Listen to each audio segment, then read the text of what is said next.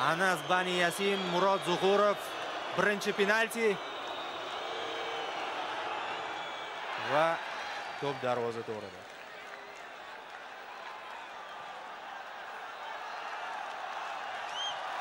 O'zbekiston terma jamoasidan birinchi bo'lib to'p oldiga Odil Ahmedov yaqinlashmoqda. Odil o'ziga juda ishongan futbolchi, o'z kuchiga, imkoniyatlariga va mana shu yerda uning ushbu xususiyati kerak.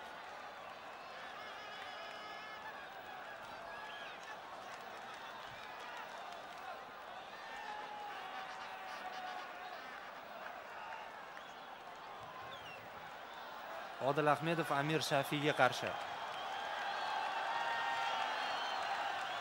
Ruxsat berildi. Odilning zarbasi.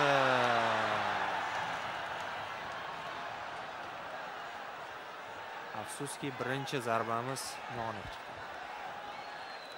Odil burchak imkon qadar o'sha darvozabon yetib bormaydigan tarzda to'pni burchakka yo'naltirmoqchi bo'ldi.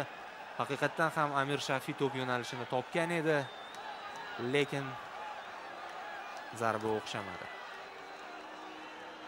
0-1. Hozircha Iordaniya oldinda. Hozir Murod Zuhurov to'p narsunga bog'liq. To'p oldida 8-raqamda Oday Al-Sayfi u zaxirada maydonga tushdi. Zarba berildi.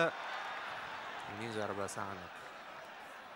2-0 penaltilar seriyasi bo'yicha.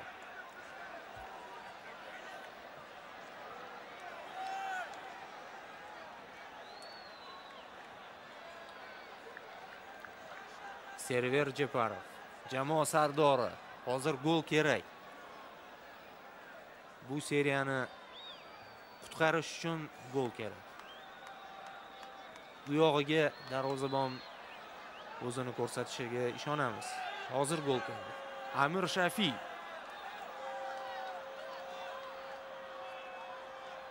Server, zarba, yaxshi, 1-2.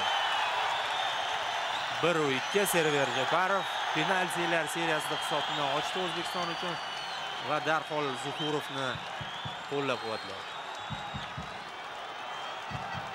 Kim tepadi?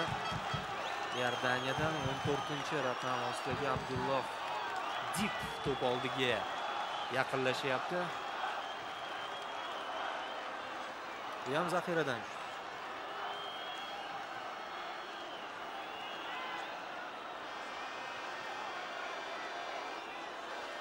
Murod bitta save. Hozircha. Amirdiyev. Zarba. Voy, yo'q, bu zarbani qaytarib bo'lmasdi. Juda ham yaxshi tepdi Amirdiyev. Kuchli tarzda va yuqori burchakka bunday zarbani qaytarishning iloji. To'p yo'nalishini topdi Murod, lekin qaytarish imkoni yo'q. Temur Kapadze.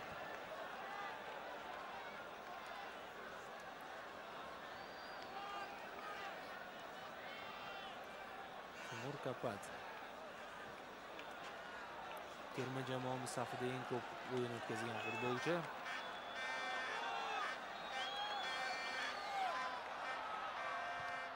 Yaxshi.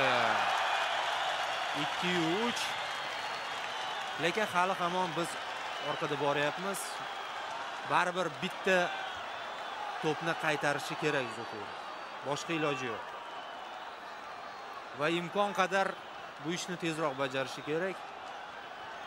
Bu yog'iga ikkitagina zarba qoldi.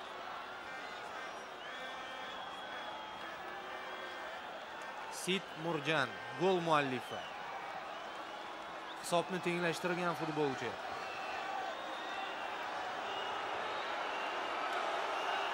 Zarba va Murod Zuhurov yetib borgandi-ku. Nega qaytara olmadi? Yetib bordi-yu to'pga.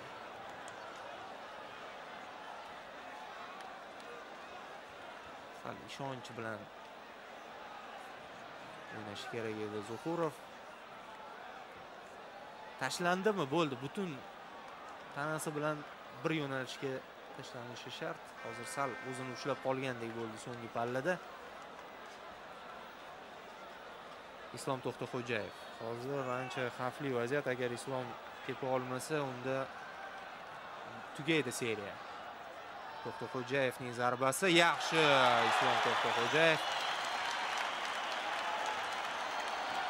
Lekin mana bu zarba ham hal qiluvchi ahamiyat kasb etadi. Agar iordaniyalik futbolchi hozir to'pni darvozaga yo'llasa, biz bu seriyani yutqazamiz. Agar yo'llay olmasa, davom etadi. Ahmad Xayil to'p oldida.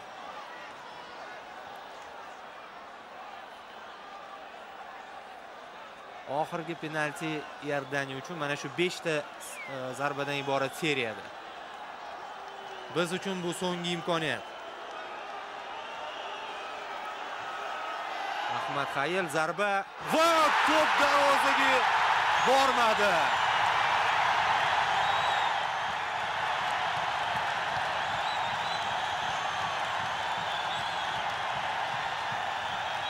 Biz yana seriyaga qaytdik.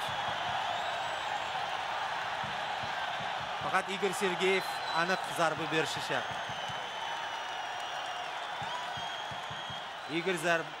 Igor gol urishi shart.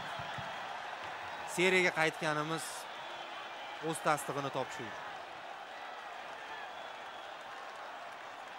Ahmad Xayil bizga bu yerda yordam berib yubordi o'zining noaniq zarbasi bilan. Igor Sergeyev debyut o'yinida hal qiluvchi 5-penalti.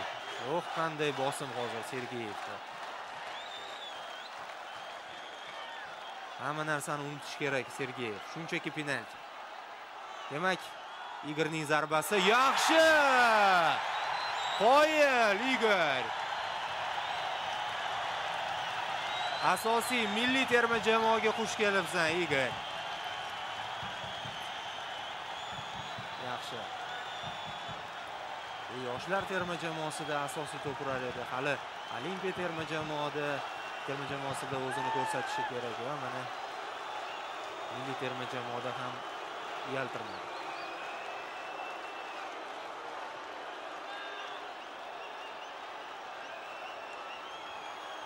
Iordaniya terma jamoasidan, demak, 6-penalti. To'p oldida Adnan Sulaymon. Bu yog'iga xato qilgan yutqazadi. Xato qilmadi Adnan Sulaymon. Bu safar ham Zuhurov yo'nalishni topa olmadi. Va to'p oldiga Akmal Shorahmedov yaqinlashyapti.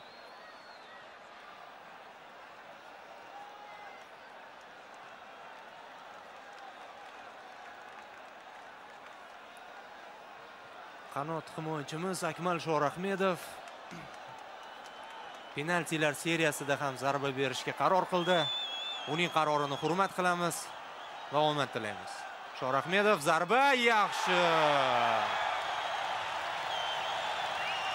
Hisob tenglashdi.